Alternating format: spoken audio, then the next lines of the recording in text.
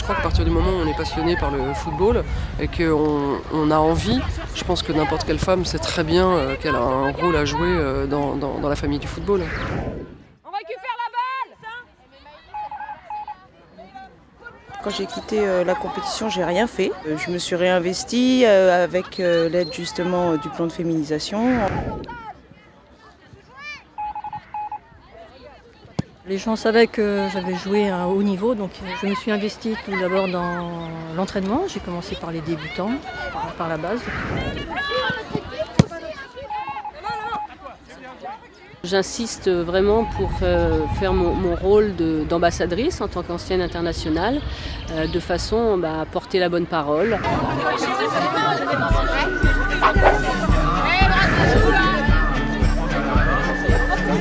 Le meilleur endroit quand même pour prendre des premières responsabilités, c'est le club. Et les femmes sont très très présentes dans les clubs. Voilà, elles sont autour des mains courantes, elles sont là. Et c'est vraiment, il manque juste de passer la barrière, hein, c'est vraiment que ça.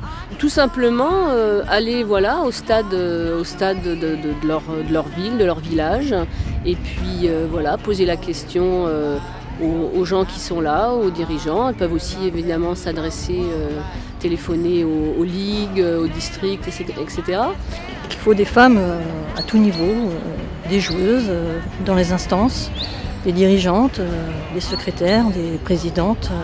Ces femmes-là, si elles veulent venir voir comment ça se passe, je crois qu'il y a suffisamment d'événements pour leur donner envie de venir nous rejoindre. Je pense que c'est grandement facilité maintenant justement par ce plan de féminisation qui a été lancé par la fédération.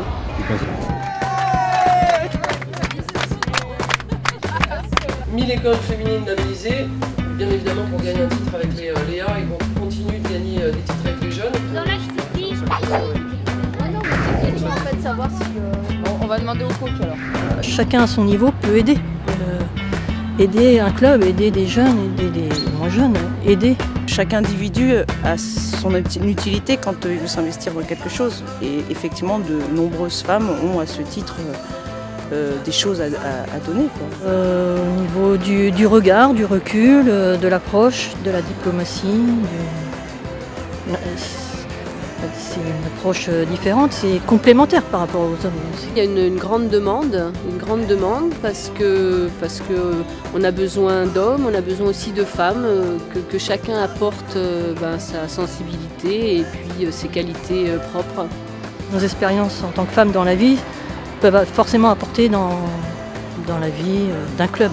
Partout c'est comme ça, c'est pas une question que les femmes sont plus compétentes que les hommes, c'est juste que quand on est ensemble, on est encore meilleur. Les femmes sont utiles dans la société, donc elles sont forcément utiles dans le football.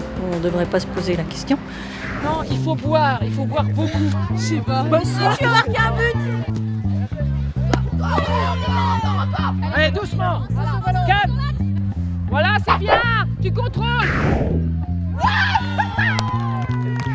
Le monde associatif est un lieu de vie, est un lieu social où on peut mélanger les générations, où on rencontre des personnes. Je dirais c'est essentiellement des sensations humaines, des relations humaines. Ça n'a pas de prix, mais c'est quelque chose de très fort. Quand on joue, quand on dirige, quand on arbitre, le fait de s'investir quelque part, de toute façon on a un retour immédiat sur la confiance en soi.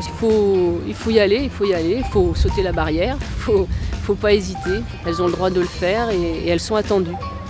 Il n'y a pas de barrière et qu'il faut oser. Et c'est super important en tant que femme de se sentir acceptée partout et capable d'eux, quoi.